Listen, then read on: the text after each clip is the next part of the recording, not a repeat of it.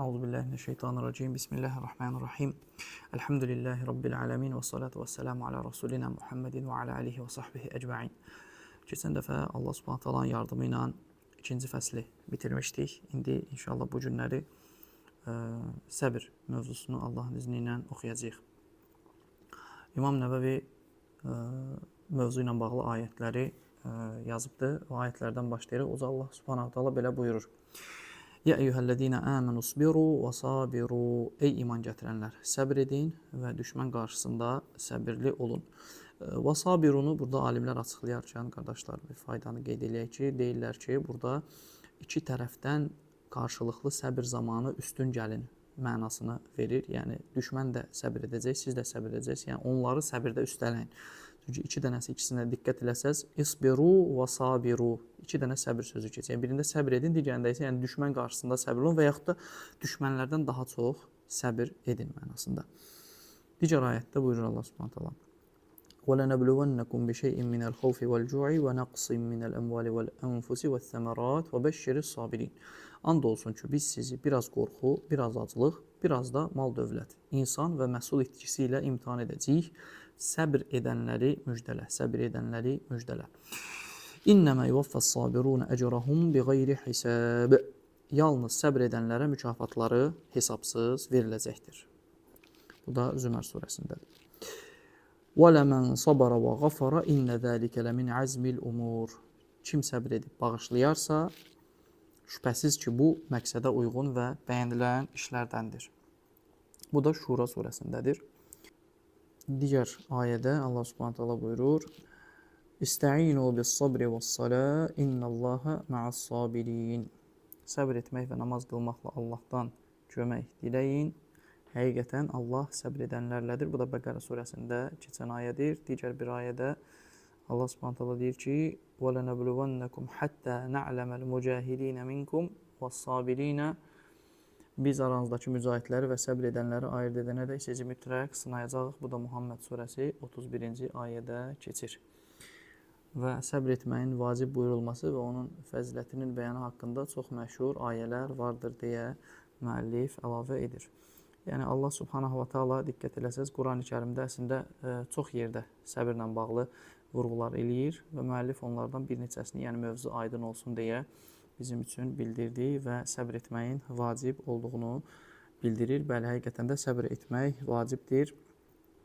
Bu barədə alimlər, təsavvuf alimləri daha geniş müzakirələr açırlar və bildirirlər ki, yəni səbir ən azıdır və vacib olanıdır. Səbr etmək ən azıdır və vacib olanıdır. Ondan sonra gəlir daha çox əcr verən o müsibət anında gözəl söz söyləmək, Allah Subhanahu razı salmaq və hətta bəzilər artırır ki, o həmin başa gələn qədəri, müsibəti sevmək, Allahdan gəldiyi üçün bir imtihan olduğunu, onu sevmək, bu ondan da üstün mərtəbədir. Allah Subhanahu daha doğrusunu bilir. Amma ən aşağısı səbr etməkdir. Yəni, ən aşağısı səbr etməkdir. Bu da nədir? Bu da Allah tərəfindən vacib buyurulan bir şeydir. Ən azı səbirdir. Bu da vacibdir. Hədis 25-ci hədisdə İmam Nəvəvi buyurur. Rəvayət edilir ki, Əbu Malik Əl-Haris İbn Əl-Asim Əl-Əşəri radiyallahu anh rəvayət edir ki, Peyğəmbər sallallahu aleyhi və səlləm demişdir. Təmizlik imanın yarısıdır. Əlhəmdülillah sözü tərəzini doldurur. Subhanallah və elhamdülillah kəlməsi isə göylərlə yer arasını doldurur. Subhanallah və elhamdülillah kəlməsi isə göylərlə yer arasını doldurur. Namaz nurdur, sədəqə dəlildir. Səbir işıqdır. Quran isə sənin ya lehinə, ya da əleyhinə hüccətdir. Hər bir insan səhər evindən çıxıb iş dalınca gedər və nəfsini satar. Kimisi onu azad edər, kimisi də onu məhv edər. Diqqət eləsək, qardaşlar, hədisdə Allah Rasulü Aleyhisselatü Vesselam bizə ən önəmlisi bir məsələ təmizlik məsələsi, müminin təmiz olması, daim təmiz saxlaması özünü və digər məsələ zikrin əzəməti ki, əlhəmdülillah sözü deyir, tərəzini doldurar. Yəni, insanın əlhəmdülillah deməyi, daim Allah Taalaya şükür etməsi, tərif etməsi, Subhanallah və əlhəmdülillah deməsi göylərlə yer arasını doldurur. Düşünün, yəni, dilə başqa bir hədisində isə Allah Rasulü deyir ki, yəni, iki asan yüngül kəlmə var ki, dilə yüngüldür, tərəzidə ağırdır, rəhmənə sevimlidir və bu nədir? Subhanallahi və bihamdihi subhanallahil azim. Burada subhanallah və elhamdülillah deyir. Yəni burada təsbih və həmd ikisi bir yerdədir və bu Quran ayələrinə də müvafiqdir. Çünki Allah Subhanahu taala fəsəbbih bihamdi rabbika vəstəğfir deyir. Yəni təsbih və təhmid edir. Subhanallahi və elhamdülillah kəlməsi göylərlə yer arasını doldurur, namaz nurdur, sədəqə dəlildir, səbir də bir işıqdır deyir. Səbir də bir işıqdır deyir. Və davam edir növbəti hədislə İmam Nəvəvi rahmehullah. Əbu Səid ibn Məlik ibn Sinan Əl-Xudri radiyallahu anh rivayət edir ki, Ənsardan bir qrup adam Peyğəmbərdən sallallahu aleyhi və səlləmdən yardım istədilər. O da onlara istədiklərini verdi. Sonra yenə istədilər. O yenə onlara istədiklərini verdi. Nəhayət onun yanındakı mal bitdi. O əlində olan hər bir şeyi verdikdən sonra onlara belə dedi. Əlimdə nə qədər mal olsaydı, onu sizdən əsirgəməzdim. Yəni, əlimdə nə qədər çox da mal olsaydı, onu sizdən əsirgəməzdim. İffətli olmaq istəyən kimsəni Allah iffətli edər. İnsanlara möhtac olmaq istəməyən kimsəni Allah heç kəsə möhtac etməz. Səbir etməyə çalışan kimsəni Allah səbirli olmağa müvəffəq edər. Heç kəsə səbirdən daha xeyirli və daha bol nimət verilməmişdir. Bu son cümləyə diqqət edək. Səbir etməyə çalışan kimsəni Allah Subhanahu taala səbirli olmağa müvəffəq edər. Ona görə səbir məsələsini Allah Subhanahu taaladan istəmək lazımdır və insan özü də nə etməlidir? Burada öz ixtiyarından istifadə etməlidir. Yəni Allah Rəsulullah sallallahu əleyhi və səlləm bizə bildirir ki, bir insan özü səbirli olmağı seçir və səbirli olmağa cəhd edir, çalışır və Allah Taala da deyir, nə edər onu? Onu mütləq Allah Taala səbirli olmağa müvəffəq edər. Necə ki, ayədə də Allah Subhanahu taala deyir ki, bir qövm özündə olanı dəyişdirmədiksə, Allah onlarda olanı dəyişdirməz. Və yaxud da Allah Resulü Aleyhisselatü Vesselam'a deyir ki, "Vasbir və mə sabruke illə billah." Sən səbr et, sənin səbrin şübhəsiz ki, Allahdandır. Və buradan da görürük ki, Allah Subhanahu taala, Allah Resulü Aleyhisselatü Vesselam bizə bildirir ki, həqiqətən də kim səbirli olmağa çalışarsa, Allah səbirli olmağa onu müvəffəq edər. Bu hədisin səhih olmasına Buxari və Müslim ittifaq etmişdir. 27-ci hədis. Əbu Ya'la Suheyb ibn Sinan radiyallahu anh rivayət edir ki, Rasulullah sallallahu aleyhi və səlləm demişdir. Müminin halı qəribədir. Həqiqətən də onun hər bir işində onun üçün xeyir vardır. Bu da yalnız müminə xasdır. Belə ki, ona xoş bir şey nəsib olduqda şükür edər. Və bu onun xeyrinə olar. Ha belə başına bir müsibət gəldikdə səbr edər və bu da onun xeyrinə olar. Hədisi Müslim rivayət etmişdir. Və bu hədisdə də Rasulullah sallallahu aleyhi və səlləm açıq şəkildə səbr edən insana səbr qarşılığında mükafatın veriləcəyi vədini verir ki, öncə oxuduğumuz ayədə də Allah Subhanahu taala Zümər surəsində nə demişdi? Səbr edənlərin mükafatını Allah saysız, hesabsız şəkildə verəcək demişdi bizə. 28-ci hədis. Rivayət edilir ki, Ənəs radiyallahu anh demişdir. Peyğəmbərin sallallahu aleyhi və səlləmin xəstəliyi ağırlaşıb bayıldığı zaman Fatimə radiyallahu anhə yazıq atam izdirab çəkir demişdir. Peyğəmbər sallallahu aleyhi və səlləm də ayıldıqda ona bu gündən sonra atan izdirab çəkməyəcək demişdir.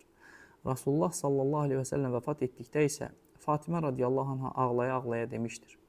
Ey Rəbbinin dəvətini qəbul edən atam, ey yurdu Firdovs cənnəti olan atam, ey Cəbrailə ölüm xəbərini verdiyimiz atam.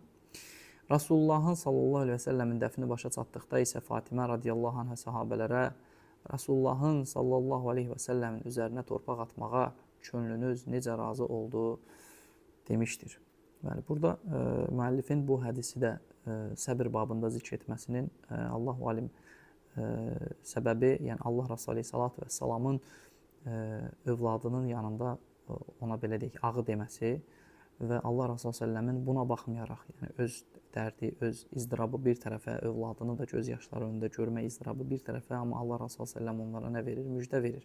Və deyir, bu gündən sonra atan izdirab çəkməyəcək. Yəni Peyğəmbər sallallahu əleyhi və səlləm bəşəriyyətin ən üstünü, ən fəzilətlisi və hər şeyi olduğu kimi idrak edən, bu dünyanı, axirəti Allah Subhanahu taalaya qovuşmağı idrak edən və özünün də başqa bir hədisdə xəbər verdiyi kimi ki, sizlərdən birinə deyir, həyatla ölüm arasında seçim verildi və o Rəbbinə qovuşmağı seçdi. Ki bu Allah Rasulullah səlləm özü idi ki, ona Allah Subhanahu taala seçim verdi, lakin o Rəbbinə getməyi seçdi. Və bu da Allah Rasulullah səlləmin nə qədər böyük bir əzmli, səbir sahibi olduğunu bizə göstərir. Rəbbim şəfaətinə bizləri nail eləsin. Əmin. Ondan sonra 29-cu hədis. Rəvayət edilir ki, Rasulullahın sallallahu əleyhi və səlləmin köləlikdən azad etdiyi və sevgili dostu Zeyd ibn Harisənin radiyallahu anhunun oğlu, çox sevdiyi Əbu Zeyd Usamə ibn Zeyd radiyallahu anhumə demişdir. Peyğəmbərin sallallahu əleyhi və səlləmin qızı, oğlum ölüm ayağındadır, bizə gəl deyə atasına xəbər göndərdi. Peyğəmbər sallallahu əleyhi və səlləm də qızına salam göndərdi və onun istəyinə belə cavab verdi: Allahın aldığı da, verdiyi də ona məxsusdur. Onun yanında hər bir şeyin müəyyən əcəli vardır. Səbr etsin və bunun əvəzində Allahdan savab olsun. Buna rəğmən qızı Allahı ant verirəm, mütləq bizə gəlsin deyə yenə atasına xəbər göndərmişdi. Peyğəmbər sallallahu əleyhi və səlləm də qalxıb Sa'd ibn Ubadə, Muaz ibn Cəbəl, Übey ibn Kəb, Zeyd ibn Sabit və başqa bir neçə sahabə ilə onun yanına gəldi. Evə daxil olduqda uşaq Peyğəmbər sallallahu əleyhi və səlləmə verdilər. O da onu alıb ayağının üstünə oturtdu. Uşağın bədəni titrəyirdi. Bunu görəndə Peyğəmbərin sallallahu əleyhi və səlləmin gözləri yaşla doldu. Sa'd radiyallahu anh dedi: "Ya Rasulullah, bu nədir? Ağlayırsan?" Peyğəmbər sallallahu əleyhi və səlləm buyurdu: "Bu Allahın qullarının qəlbinə saldığı bir rəhmətdir." Digər rəvayətdə isə belə deyilir: Allahın qullarından istədiyinin qəlbinə yerləşdirdiyi bir rəhmətdir. Allah qullarından yalnız mərhəmətli olanlara rəhm edər. Bu hədisin səhih olmasını Buxari və Müslim ittifaq etmişdir. Və burada da Allah Resulü Aleyhisselatü Vesselamın məşhur öyrətdiyi bir dua var ki, biz də bilirik ki, bir insana başsağlığı verdiyimiz zaman bu dua ilə başsağlığı verməliyik ki, nə deyir? İnnə lillahi mə əxəz. Yəni Allah Taala'nın götürdüyü Allaha aiddir. Və lehu mə a'ta. Verdiyi də Allaha aiddir. Və kullu şeyin indehu bi əcəlin musamma. Və hər bir şey onun qatında nədir? Yazılı müəyyən bir əcəl vardır. Fəltəsbir və təhtəsib. Və sən səbr et və Allahdan mükafatını dilə. Bu şəkildə bir kəsə təziyyə vermək, bir kəsə başsağlığı vermək sünnətə uyğundur, necə ki Allah Resulü səlləm verib. Lakin burada müəllifin zənnimcə bizə çatdırmaq istədiyi budur ki, Allah Resulü Aleyhisselatü Vesselam Peyğəmbər belə olsa, bir uşağı nəvəsi gözünün qarşısında həlak olur, dünyasını dəyişir, o da istər-istəməz ağlayır, gözlərini, yaşını saxlaya bilmir və səhabələr bunu, yəni ya Rasulullah sən də mi ağlayırsan kimi soruşduqları zaman o da deyir ki, bu Allahın insanların qəlbinə saldığı mərhəmətdir ki, və yaxud da nədir? Ancaq mərhəmətli olanlara Allah deyir, rəhm edər. Yəni bu nədir? Bu onu göstərir ki, ağlamaq və yaxud da insanın acı çəkməsi bu səbrin əksinə bir şey deyil. Səbr etmək əslində nədir? Üzülməmək deyil. Səbr etmək sadəcə dildə Allahdan razılıq göstərmək, qəlbdə Allahın qədərinə razı olmağa çalışmaq və bunu üsyan etməməkdir. Bu nədir? Minimumdur, səbirdir. Yəni bu vacib olan bir şeydir. Və burada da yəqin bunu bizə göstərir ki, bir insanın ağlaması və yaxud da göz yaşı tökməsi onun səbir etməməsi mənasına gəlmir. Halbuki Peyğəmbər sallallahu əleyhi və səlləm başına gələn bundan da daha böyük müsibətlərə hər zaman səbr etmişdir əleyhissalatu vesselam və buna da bu şəkildə səbr edir. 30-cu hədis. Suheyb radiyallahu anh rəvayət edir ki, Rasulullah sallallahu aleyhi və səlləm demişdir: Sizdən əvvəl yaşamış bir xalqın padşahı və onun da bir sehirbazı var idi. Sehirbaz qocalanda padşaha dedi: Mən artıq qocalmışam. Yanıma bir uşaq göndər, ona sehri öyrədim. Padşah onun yanına bir gənc göndərdi və sehirbaz ona sehr öyrətməyə başladı. Gəncin sehirbazın yanına gedən yolunun üstündə bir rahib yaşayırdı. Bir gün o gənc rahibin yanına gəlib onun danışdıqlarına qulaq asdı və rahibin dedikləri onun xoşuna gəldi. O gündən o hər dəfə sehirbazın yanına getdikdə yol üstü rahibin yanına gedər və bir qədər orada oturardı. Sehirbazın yanına gec gəldikdə isə sehirbaz onu döyərdi. Gənc bu haqda rahibə şikayət etdikdə o dedi: Sehirbazdan qorxsan, de ki, ailəm məni ləngitdi. Ailəndən də qorxsan, de ki, sehirbaz məni ləngitdi.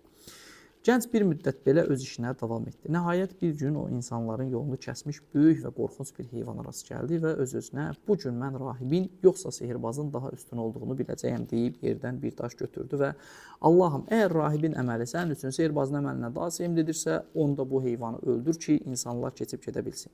Deyə dua edib daşı atdı və heyvanı öldürdü. İnsanlar da öz yollarına davam etdilər. Sonra o rahibin yanına gəlib başına gələni ona danışdı. Rahib dedi: Oğlum, bu gün sən məndən də fəzilətlisən. Sən artıq barəndə güman etdiyim dərəcəyə çatmısan. Çox güman ki, yaxında sən müsibətə uğrayacaqsan. Başına bir müsibət gəldiyi zaman məni ələ vermə.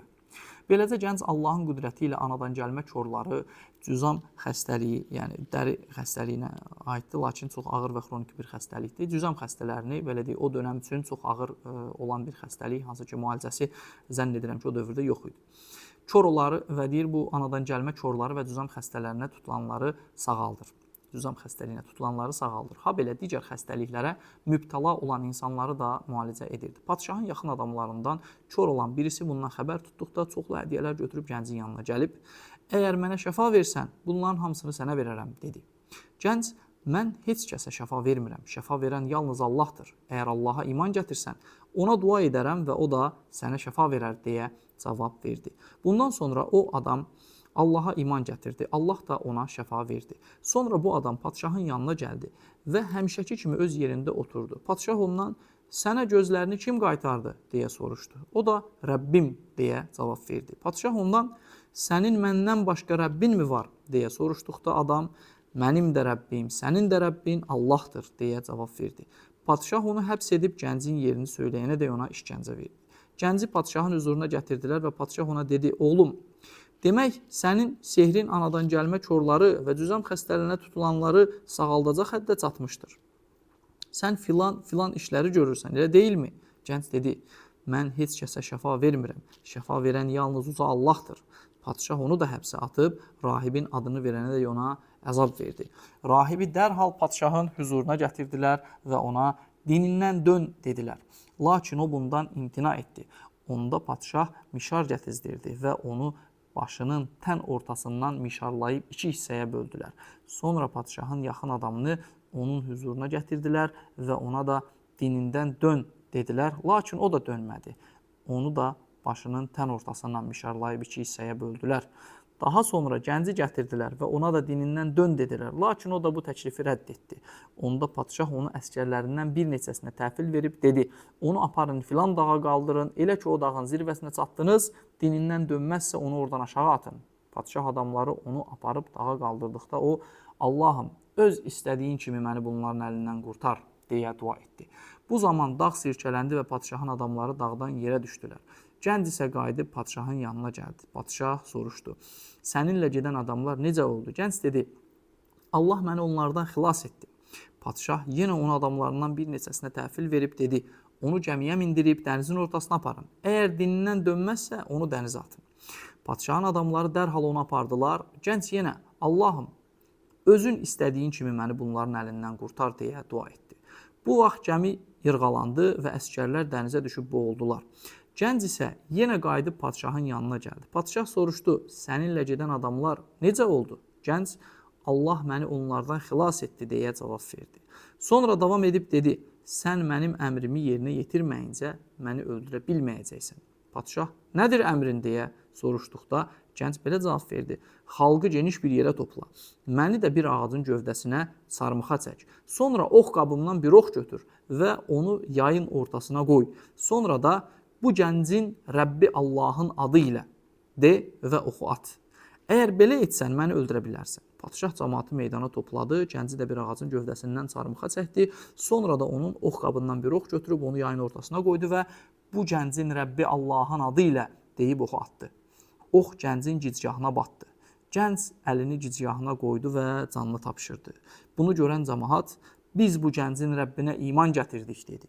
Padşahın adamları onun yanına gəlib dedilər, ehtiyat etdiyin işdən xəbərin varmı? Vallahi qorxduğun başına gəldi, cəmaatın hamısı iman gətirdi. Onda padşah yolların başında xəndəklər qazılmasını əmr etdi. Dərhal xəndəklər qazıldı və bu xəndəklərdə od qalandı. Sonra padşah dinindən dönməyən hər kəsi zorla oda atın ya da onu oda girməyə məcbur edin, dedi. Padşahın adamları da onun əmrini dərhal yerinə yetirdi. Nəhayət, qucağında körpəsi olan bir qadını xəndəyin başına gətirdilər. Qadın dinindən dönmək istədikdə uşaq dedi, anacan, səbr et, çünki sən haqq yolundasan. Hədisi Müslim rəvayət etmişdir. Və burada İmam Nəvəvinin açıqlaması, dağın zirvəsi onun ən uca yeri deməkdir. Ərəbcə qarquq sözü gəminin bir növüdür. Said sözü isə açıq yer deməkdir. Ha belə uxdud sözü yerdə olan yarğan mənasını verir. Kiçik çay kimi udrimə yandırdı, inkəfəət, yırğalandı, təqasət isə tərəddüd etmək deməkdir. Bu İmam Nəvəvinin buna vermiş olduğu hissədir. Bu hədislə bağlı qardaşlar qısaca nə deyə bilərik? Birincisi, bu hədis Qurani-Kərimdə bizim bildiyimiz Əshab-ı Uxdud əhli dediyi, yəni Allah Taala'nın Uxdud əhli, Xəndək əhli dediyi, yəni Qutilə ashabul Uxdud ən-nari zatil vaqud İzhum aleyhə qul. Yəni bildiyimiz Buruc surəsində qətl olunmuş Uxdud əhlidir. Və diqqət etdinizsə, buradakı insanların aqibəti hər biri nə oldu? Ölümlə nəticələndi, yekunlaşdı. Və bu insanlar Allah Subhanahu taalanı, yəni Rəbblərini inkara dəvət olundular, şirkə dəvət olundular, lakin onlar tövhidə sarılmağı seçdilər. Və bunun qarşılığında Allah Subhanahu wa Taala Quran-Kərimdə deyir ki: "Zəlikəl fawzul kəbir." Bu ən böyük qələbədir, bu ən böyük qurtuluşdur dedi. Və biz buradan bu nəticəni çıxardırıq ki, Allah Subhanahu wa Taala'nın dərgahında qurtuluş, dünyəvi olaraq nə qalib gəlmək, nə bir dövlət qurmaq, nə bir xilafət qurmaq, bunların heç biri Allah qatında həqiqi qurtuluş hesab olunmur. Həqiqi qurtuluş Allah qatında bir insanın La ilahə illallah deyib, tövhid üzərində bu dünyadan köçməsi Allah Subhanahu wa Taala'nın nəzdində bu daha üstündür. Və Allah Subhanahu Taala ona görə deyir ki: "Ya eyyuhellezine amenu tequllaha haqqa tuqatih." Ey iman gətirənlər, Allahdan haqqı ilə qorxun. "Və la temutunna illa və entum muslimun." Və sadəcə müsəlman olaraq bu dünyadan köçün. Yəni Rəbbinizə ancaq və ancaq müsəlman olaraq qovuşun. Yəni kim Rəbbinə müsəlman olaraq qovuşmağı bacararsa, həqiqətən də nədir? O qurtulmuşdur. Və yaxud da başqa bir ayədə Əl-İmran surəsində Allah Subhanahu taala nə deyir? "Fəmən zuhziha anin-nari və udxiləl cənnətə fəqad fəz." Kim cəhənnəm atəşindən qorunub cənnətə daxil olmağı bacararsa, o adam həqiqi qələbə çalmış olar. Və burada da bu xalqın bütövlükdə aqibəti zahirən öldürülmək olsa da Allah Taala onlara deyir ki: "Dəlikəl fawzul kəbir." Bu böyük bir uğurdur. Baxmayaraq ki, öldürüldülər, amma uğur olan hissəsi onların tövhid üzrə ölməyidir. Hədisdən bir çox ibrətlər çıxartmaq olar. Ən başlıca ibrətləri qısaca qeyd etməli olsaq, birincisi odur ki, insanın fəziləti çoxaldıqca, bu hədisdə bildirildiyi kimi insanın fəziləti çoxaldıqca imtahanları da nə edir? İmtahanları da bu həyatda çoxalır. Yəni bir insan ümumiyyətlə bilməlidir ki, insanın başına gələn dünyalıq müsibətlər və yaxud da nemətlər əsla və əsla onun Allah qatındakı dəyərinin xəbərçisi deyil. Çünki əgər dünyaya etibar olunsaydı, biz baxardıq ki, peyğəmbərlər Allah Subhanahu taalanın ən sevdiyi qullar ən ağır bu dünyada imtahanlarla sınanıblar. Deməli, Allah qatında dəyərli olan dünya deyil, Allah qatında dəyərli olan insanın dinidir. Ona görə də səhabələr dua etdikləri zaman deyərdilər ki: "Və la tec'al dunya ekbara hamminə." Dünyanı bizim belə deyək, böyük dərdimiz etmə. Yəni dünyanı dərdimiz etmə. "Və la tec'al musibətənə fi dinina." Və müsibətləri bizim dinimizdə vermə. Yəni yetər ki, bizə müsibəti bizim dinimizdə vermə. Bizə dinimizdə müsibəti vermə. Və yaxud da Allah Subhanahu taala ümumi olaraq kafirlər haqqında deyir ki: "Ya'lemuna zahiran minel hayatid dunya və hum anil axirati hum gafilun." Onlar ancaq dünya həyatının zahirini anlayırlar, axirətdən isə onlar qafildirlər. Və yaxud da Nəcm surəsində də buna bənzər bir ayədə ki, onlar dünya həyatını üstün tuturlar və Allah Taala ən sonunda deyir ki: "Zəlikə məbləğuhum minəl ilm." Bu onların elmdən almış olduqları paydır. Yəni bu onların elminin nə qədər cılız olduğunu göstərir ki, onlar əsas etibara dünyanı alırlar. Əsas dünyanı etibara alırlar. Halbuki Allah qatında əsas məsələ axirətdir. Və Allah Subhanahu taala da bu babda burada da diqqət etsəz, bu səbr babında keçməsinin əsas məqsədi nədir? Yəni bu insanlar səbr etdilər. Allah Subhanahu taalanın dinində səbat göstərdilər və bu halda öldülər. Allah Taala onları nə etdi? Müjdələdi ki, bu ən böyük uğurdur dedi. Ona görə də müsəlman üçün, mömin üçün əsas etibar axirət həyatıdır. Əsas etibar bu dünyadakı imtahanları deyil. Və tam tərsinə bu dünyada imtahanlar insan nə qədər çox olarsa, o qədər də nə edir? Allah qatında onun dəyəri səbr etməsi ilə və s. Allah qatında dəyəri yüksəlmiş. O nədir? Peyğəmbər sallallahu əleyhi və səlləm nə deyir? Ən çox deyir, bəlaya düçar olan insanlar peyğəmbərlərdir. Sonra onlar kim olanlardır? Yəni ən çox dərəcə sahibi kimlərdir? Allah qatında ən yüksək dərəcə sahibi peyğəmbərlərdir. Peyğəmbər sallallahu əleyhi və səlləm də başda olmaq şərti ilə və deyilir ki, Allah Taaladan peyğəmbər sallallahu əleyhi və səlləm bildirir ki, Allah qatında ən dəyərli olan peyğəmbərlərdir. Və daha doğrusu Allah qatında deməli peyğəmbərlərin necə deyək, deməli, ən çox bəlaya məruz qalan peyğəmbərlərdir və Allah qatında ən dəyərli olan peyğəmbərlərdir. Deməli, ən çox bəlaya məruz qalanların dərəcələri də Allah qatında nədir? Ən yuxarıdır. Ona görə də Peyğəmbər sallallahu əleyhi və səlləm nə deyir? Sonra da onlar kim olanlardır dedi. Yəni peyğəmbərlərə əgər bir insanın peyğəmbərlərə dərəcəsi yaxınlaşırsa, onun nə edir? İmtahanları da çoxalır. Və burada görürük ki, bax bu gənclər nə etdilər? Səbr etdilər və Peyğəmbər sallallahu əleyhi və səlləm hətta Məkkədə sahabelərdən biri yanına gəldiyi zaman ki, ya Rasulullah, nə qədər vaxta qədər biz işgəncə görəcəyik? Orada Peyğəmbər sallallahu əleyhi və səlləm bu xalqı misal gətirir. Deyir, sizdən öncəkiləri gətirib dəmir daraqlarla darıyardılar ətlərini və yaxud da mişarla başlarından iki yerə bölərdilər, amma onlar dinlərindən dönməzdilər. Və sonra da onlara əm həsibtum ən tədxulul cənnətə və ləmmə yətikum məsəlüllezine xalu min qablikum. Siz elə zənn edirsinizmi ki, sizdən öncəkilərin başına gələnlər sizin başınıza gəlməmiş, cənnətə daxil olacaqsınız. Məssəthumul bəsə vəd-darra və zulzilu. Onlara deyir, müsibətlər gəlmişdi. Yer az qala onlar lərziyə gəlmişdilər. Belə deyək, sarsıntı keçirmişdilər. Hətta yəqulə Rasul vəllezine əmanu ma'hu mətə nasrullah. O həddə gəlib çatdı ki, peyğəmbər də, möminlər də dedilər ki, nədir? Allahın yardımı nə zamandır? Ələ innə nasrullahi qarib. Allahın yardımı şübhəsiz ki, yaxındır. Və beləcə Allah həmd olsun burada səbirlə bağlı böyük bir ibrət vardır. İnşallah bu hədisdə, 30-cu hədisdə dayanaq. Allah nəsib eləsə növbəti dəfə Allahın izni ilə buradan qalan hədislərimizi davam edərik. Subhanəkəllahumma bihamdik. Əşhədu ən la ilahə illə əntə əstəğfiruka və ətubu ileyk.